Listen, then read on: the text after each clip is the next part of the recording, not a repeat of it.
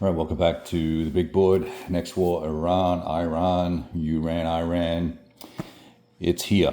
And we're just about to start turn 5. I thought I'd give a quick recap on turns 3 and 4. Turn 2 was a storm turn. And I really just decided that with all the mods and negative modifiers for both sides, that the only real opportunity was to pop off some cruise missiles, and I wasn't sure that was a good use of resources, so nothing really happened turn 2. So turn 3, the US, the Allies, once again sat biding their time in the Indian Ocean with we've got 3 CV groups, carrier groups, and 3 amphibious units, task forces with the relative units loaded. So they were all staged into Diego Garcia. Turn 3, we got back into knocking out the naval SSM sites that the enemy had squared away here, and the Iranians also started moving more troops to the coastline so that they can defend potential landing locations. Although, as you can see, there is a huge gap here, but maybe that's an invitation for the Allies so that forces that arrive turn 3 and turn 4 can all pounce on the little Marines that land, or the 101st Airborne that will probably helo across from Oman. So we'll see what happens, right?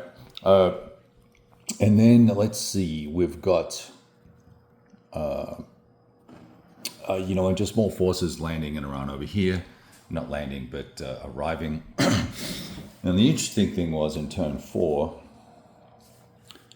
as the VP totals went up and down, turn 3 ended up being a contested turn. But in that turn, the Allies knocked out a lot of forces of the Iranians in the air and Chinese in the air. That and destroying 2 nuclear research centers and 2 more of the oil production facilities to reduce the amount of VPs that are accrued every turn for the Iranians. That gave us nevertheless the airplane losses and the research reactors. That gave the Allies the minimum 12 VPs they needed, actually more than enough, to pick up the initiative for the turn and have an initiative turn, which allowed us to move into the Gulf of Oman. Because of the air power capabilities, we now push the sub-threat level down by 1. ASW level is now up to the maximum of 4.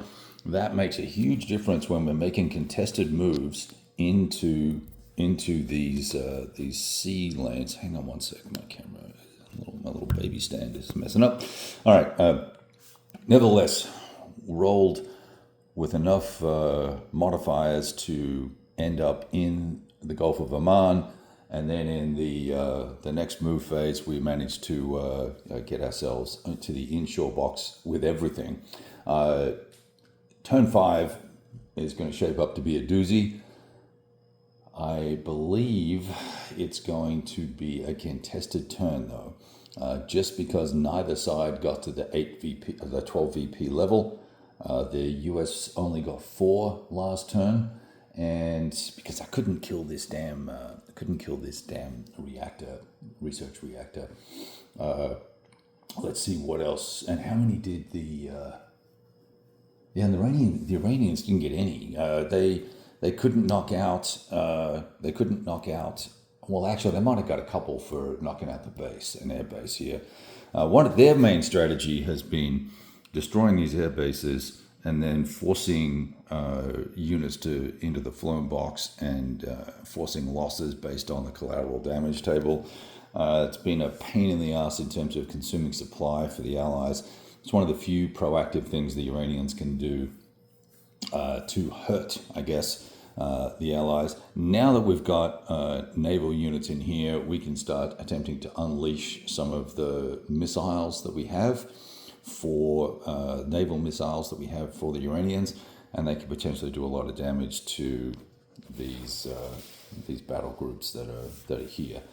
So that's going to be a whole new fur ball to work out, and we'll see how that all pans out. All right, so on to turn 5. Talk to you guys soon. Hope you have a great day.